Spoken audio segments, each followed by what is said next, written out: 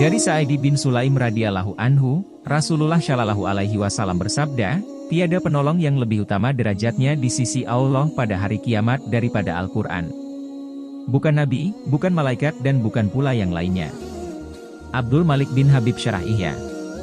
Bazzar meriwayatkan dalam kitab La'aili Masnunah bahwa jika seseorang meninggal dunia, ketika orang-orang sibuk dengan kain kafan dan persiapan pengebumian di rumahnya, tiba-tiba seseorang yang sangat tampan berdiri di kepala mayat.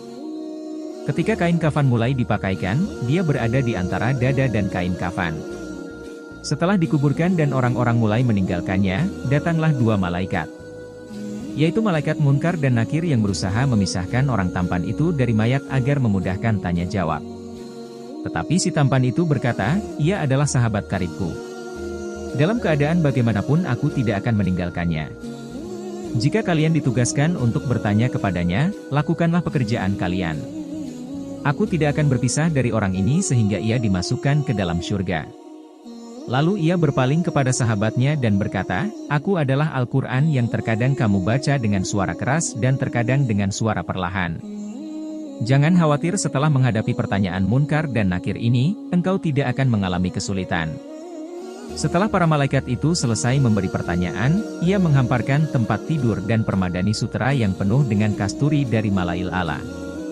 Himpunan Fadilah Amal, 609. Allahu Akbar, selalu saja ada getaran haru selepas membaca hadis ini. Getaran penuh pengharapan sekaligus kekhawatiran.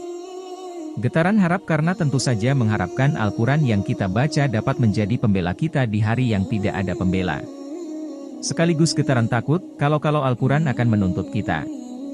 Allah, terimalah bacaan Al-Quran kami. Sempurnakanlah kekurangannya. Banyak riwayat yang menerangkan bahwa Al-Quran adalah pemberi syafaat yang pasti dikabulkan Allah Subhanahu wa Ta'ala. Upaya agar mendapatkan syafaat Al-Quran tentu saja dengan mendekatkan diri kepada Al-Quran. Salah satu cara yang sangat baik dalam memaksa kita untuk dekat dengan Al-Quran adalah dengan menghafalkannya. Dengan berniat menghafal Al-Quran, hati kita seakan-akan terpanggil untuk selalu memegang Al-Quran. Ada tanggung jawab yang membuat kita merasa bersalah jika tidak memegang Al-Quran, walaupun mungkin sekedar membacanya. Pada akhirnya kita mau tidak mau dipaksa untuk mendekat kepada Al-Quran. Dapat dikatakan dengan menghafalkan Al-Quran kita telah mengikatkan diri dengan Al-Quran. Sesibuk apapun kita dipaksa untuk selalu dekat Al-Quran. Dan itu sungguh bukan termasuk pemaksaan yang aniaya, melainkan pemaksaan yang penuh kebaikan. Semoga hadis ini menjadi cambuk bagi kita ketika rasa malas menerpa kita. Semoga Allah dengan kemuliaannya menjadikan Al-Quran sebagai syafaat bagi kita, bukan sebagai penuntut kita.